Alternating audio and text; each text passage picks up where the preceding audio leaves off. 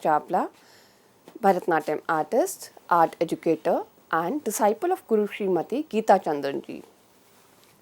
We are going to continue by studying the purpose of Nāṭya. In this, we will study about Lokasaṅgraha now, which is the social harmony and cohesion. So, the Nāṭya also serves the purpose of Lokasaṅgraha or the maintenance of social harmony. By reflecting social realities on stage, Nāṭya fosters collective awareness and shared values. Performances bring together diverse sections of society, creating a communal space for reflection and dialogue.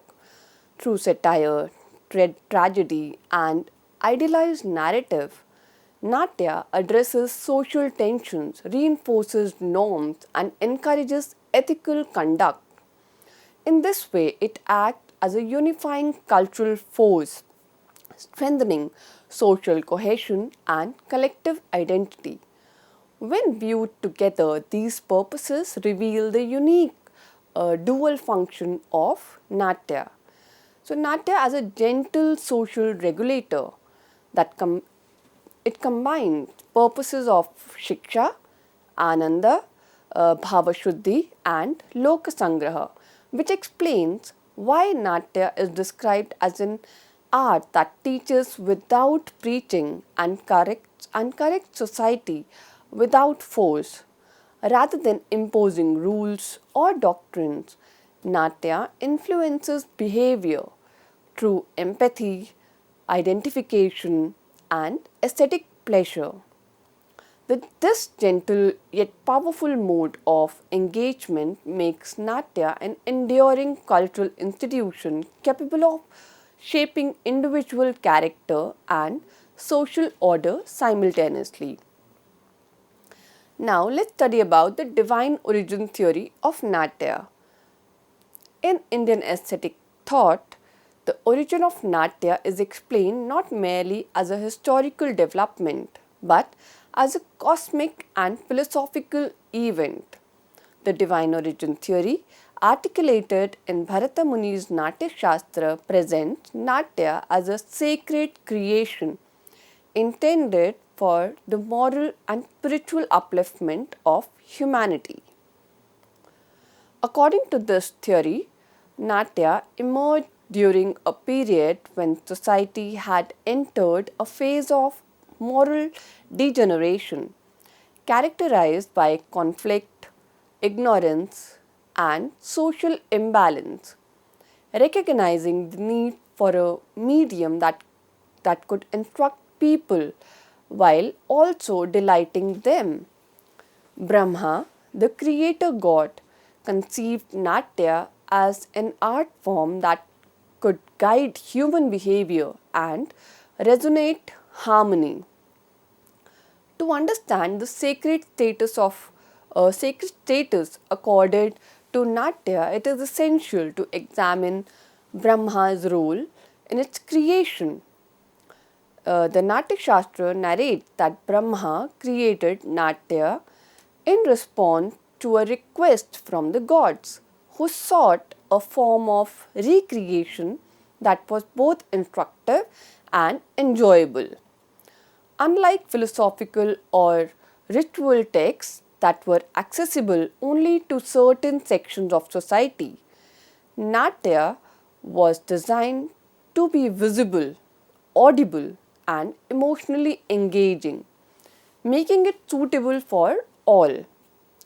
Brahma envisioned Nāṭya as a mirror of life, which is Lokavritti, capable of depicting virtues and vices, successes and failures, thereby educating society through representation rather than direct instruction.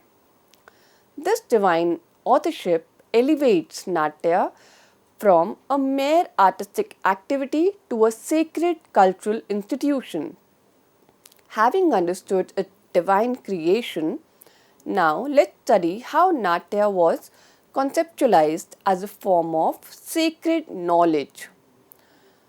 One of the most significant aspects of the divine origin theory is the designation of Nāṭya as the Pancham Ved or the fifth Ved. Bharata Muni explains that Nāṭya integrates the essence of four Vedas into a performative framework. The Rig Veda contributes Pathya or spoken dialogue. The Samved provides Geet or musical melody. Yajurved informs Abhinaya, the ritualized bodily actions, and the Atharvaved offers the emotional and aesthetic dimension known as Rasa.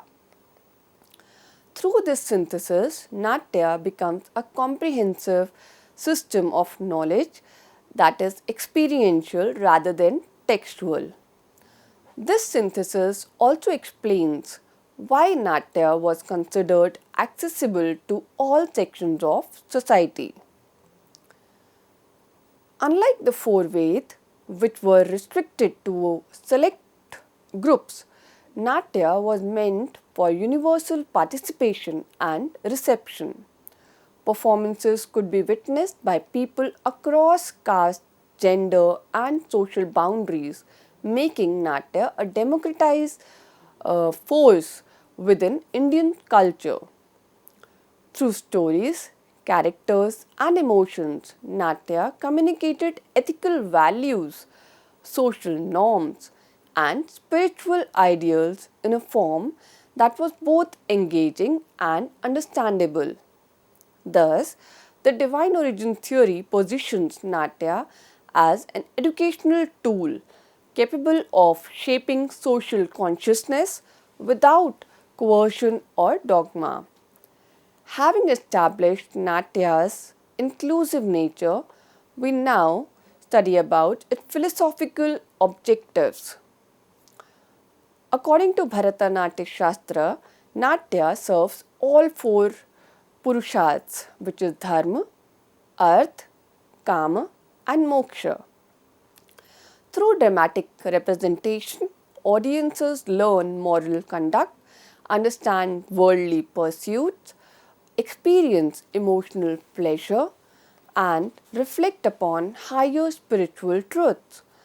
This balance of instruction and enjoyment underscores the belief that art can guide human life holistically. Nāṭya thus functions as a bridge between worldly experience and spiritual aspirations.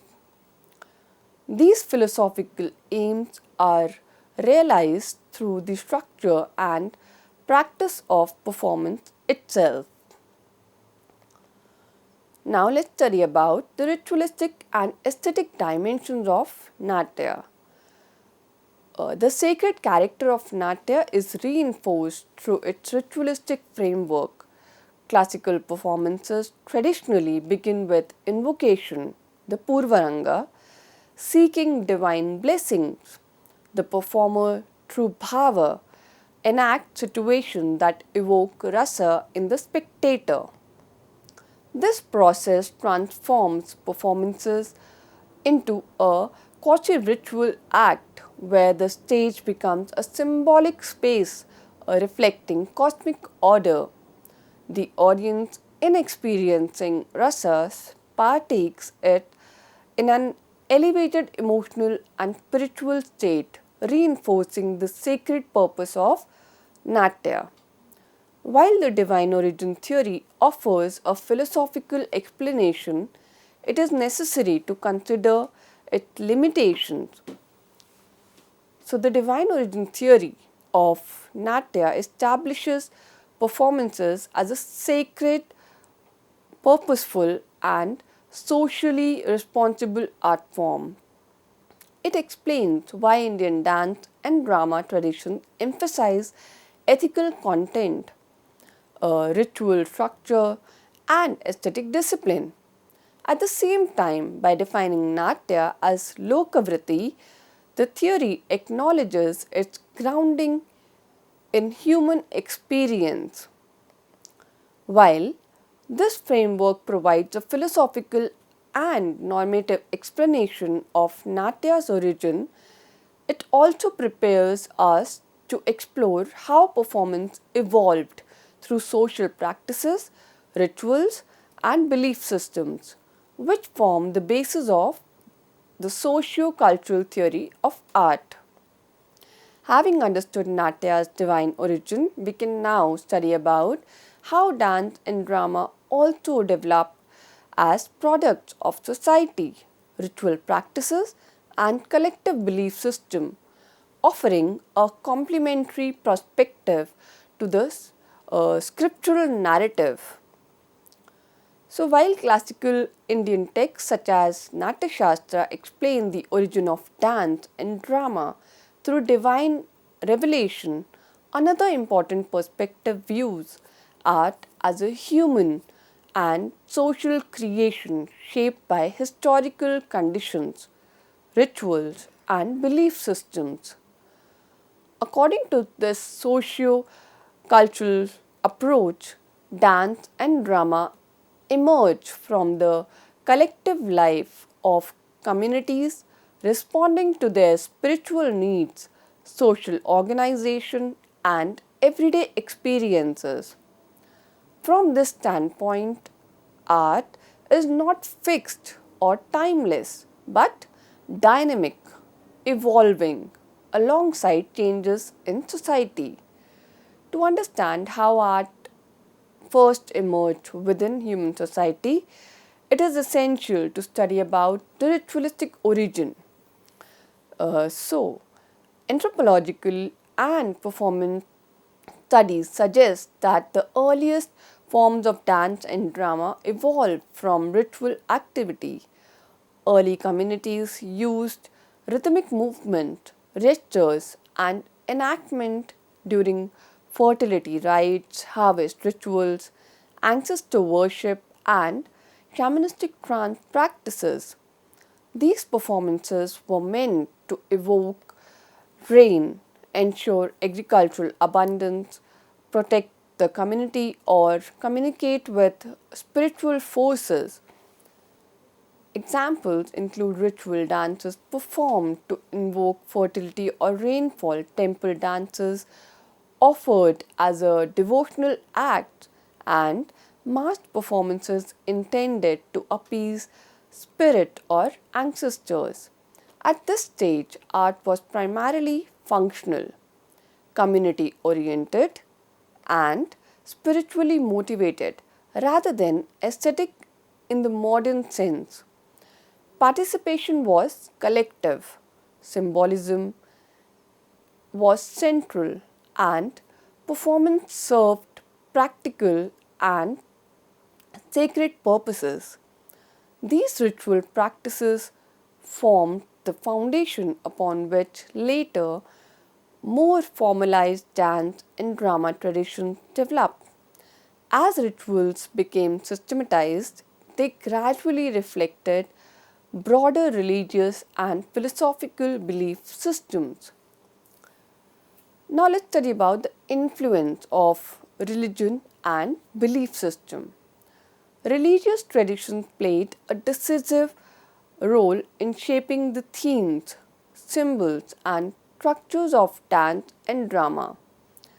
In the Indian context, Hinduism gave rise to temple-based dance forms such as Bharatanatyam or Odissi or Kuchipudi, where performance was considered an offering to the deity. Whereas in Buddhism, with its emphasis on narrative and symbolism, influenced performative traditions that focused on moral instruction and storytelling. Folk and tribal belief systems rooted in local myths and oral traditions produced heroic ballads, ritual enactments, and community theatre forms. Through these traditions, dance and drama became powerful tools for storytelling, preserving mythology, and transmitting ethical and cultural values across generations.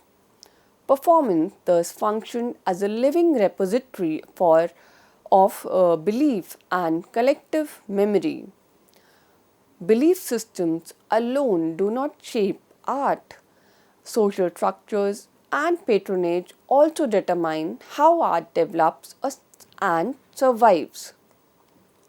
Now let's study about the social structure and the system of patronage. Dance and drama reflect the social hierarchy, gender roles, and political power structures to their time. Under royal patronage, classical forms flourished in courtly environments, leading to refinement, codification, and aesthetic sophistication.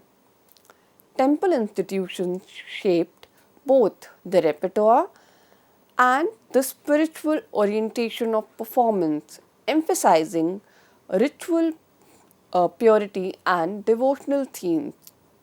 In contrast, folk traditions supported by community patronage reflected everyday struggles, local narratives, and social realities.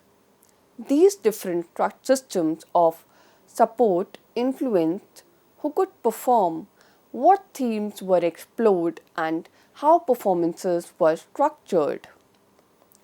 As a result, Nāṭya evolved differently across regions and social contexts, demonstrating its adaptability and responsiveness to social conditions. Beyond reflecting social structures, dance and drama also engage critically with society. Now let's study about art as a social commentary. So the performing arts have long served as mediums for social critique and moral reflection. In Sanskrit drama, the character of Vidushaka provides cosmic relief while simultaneously voicing social criticism and questioning authority. Similarly, folk theatre traditions often comment on issues such as caste, political injustice, gender relations, and moral decline. Through satire, irony, and symbolic representation, Nāṭya becomes a space where society can examine itself. This critical function highlights the socially responsive nature of Indian performance tradition, showing that they are not confined to sacred or idealized themes but engage actively with contemporary realities. Such responsiveness allows dance and drama to evolve continuously over time. Now let's study about the evolution of art over time. Dance and drama are not static tradition. They evolve in response to changing patterns, historical circumstances, colonial encounters, and modern education systems. Colonial influence altered performance paces, and audience perceptions, while modern institutions and globalization have reshaped training methods and presentation style. These changes demonstrate that Indian performing arts are living traditions capable of adaptation while retaining their cultural core. This evolutionary perspective becomes clearer when compared with the divine origin theory. Now let's study about the comparative understanding of divine theory and the social cultural theory. So the evolution of Indian dance and drama can be understood most comprehensively through a comparative study of two major theoretical perspectives, which is the divine origin theory as articulated in Bharata Muni's Nāṭyaśāstra, and the socio-cultural theory that views art as a product of human society, ritual practices, and belief systems. Rather than offering mutually exclusive explanations, these two theories together provide a layered and holistic understanding of Nāṭya as both a sacred philosophical system and a living social practice. A comparative approach enables students to appreciate the depth, continuity, and adaptability of Indian performing arts. So, the divine origin theory presents Nāṭya as a divinely revealed art created by Brahma in response to moral and social disorder. As described in Nāṭyaśāstra, Nāṭya was conceived as the Panchaved, which we discussed earlier, emphasizing synthesizing the elements from the four Vedas to create an art form that was instructive, pleasurable, and universally accessible. So, the perspective situates Nāṭya within a cosmic and ethical framework, emphasizing its role in teaching dharma, refining emotion through rasa, and maintaining harmony between human life and cosmic order. Performance within this view is not merely representational but sacred, governed by codified rules, ritual structures, and aesthetic disciplines. While this divine framework explains the philosophical and normative ideals of Nāṭya, it does not fully account for the diversity and historical variation seen across performance traditions. To address this, it is necessary to examine the Nāṭya from a socio-cultural perspective. So, the socio-cultural theory approaches Nāṭya as an art form that evolves from human society and collective practices, drawing from anthropology, history, and performance studies. This perspective traces the origin of dance and drama to early ritual activities such as fertility rites, harvest ceremonies, ancestor worship, and shamanistic trance practices. Over time, religious beliefs, a system of patronage, political power, and social structures shape the form, content, and function of performance tradition. Nāṭya, from this viewpoint, is dynamic and adaptive, reflecting changing social realities, regional identities, and historical context. Having examined both perspectives independently, we can now place them in a dialogue to understand how they relate to and complement each other. So, at a conceptual level, the divine origin theory and socio-cultural theory differs in emphasis and orientation. The divine origin theory is idealistic, normative, and universal in scope, presenting Nāṭya as a sacred codified system rooted in scriptural authority.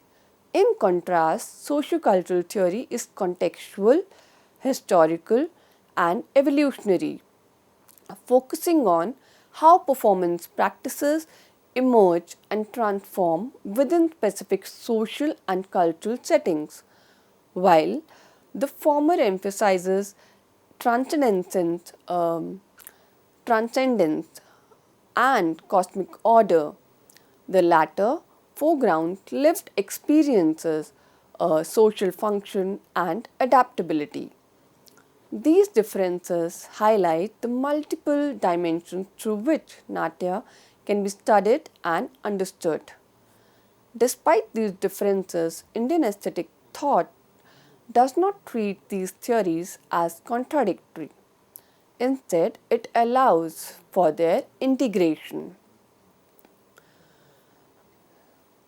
So, if we study about the synthesis of the two theories, so comparative understanding reveals that the divine and socio-cultural theories are complementary rather than oppositional. The Nāṭyaśāstra itself acknowledges Nāṭya as Lokavritti, a reflection of the world, even while asserting its divine origin. This indicates an inherent recognition that performance draws from human life while being guided by higher philosophical ideals. The divine framework provides ethical direction, aesthetic structure, and spiritual purpose, while the socio-cultural framework explains variation, continuity, and historical change. Together, they account for both the sacred authority and social relevance of Nāṭya. To conclude this, the study of Nāṭya within the Indian tradition reveals a profoundly integrated vision of art, where performance is inseparable from philosophy, ritual, society, and lived human experience. From its conceptual roots in the Sanskrit term Nat, encompassing action, movement, expression, and communication.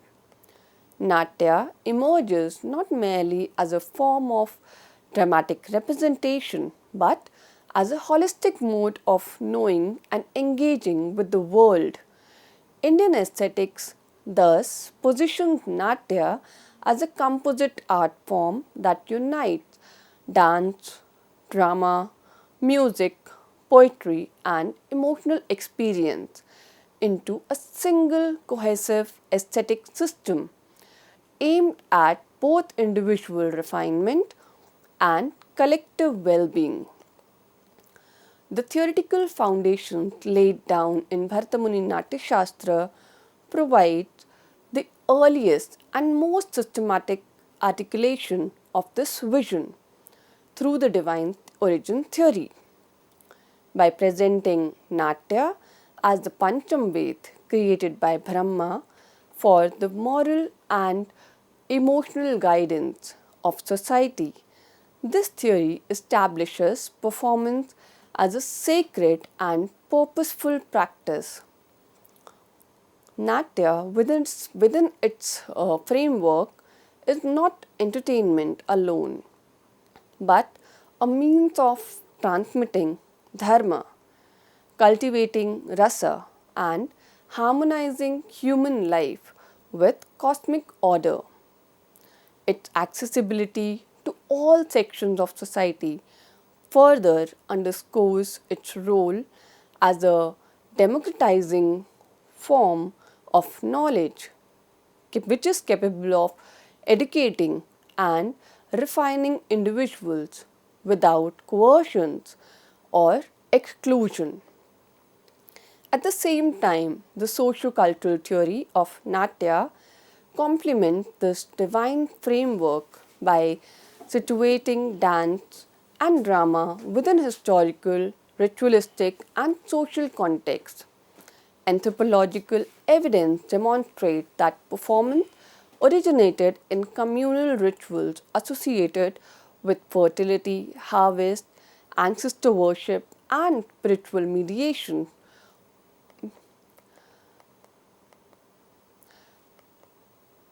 In conclusion, Nāṭya must be understood not as a static classical inheritance but a dynamic, multi-dimensional tradition that integrates divine philosophy, ritual practice, social life, and aesthetic experience. A holistic engagement with both its scriptural foundation and socio-cultural evolution, which enables scholars to appreciate Nāṭya as an art of transcendence and transformation, one that continues to educate, refine, and unite society across time and space. With this, I conclude my lecture. Thank you.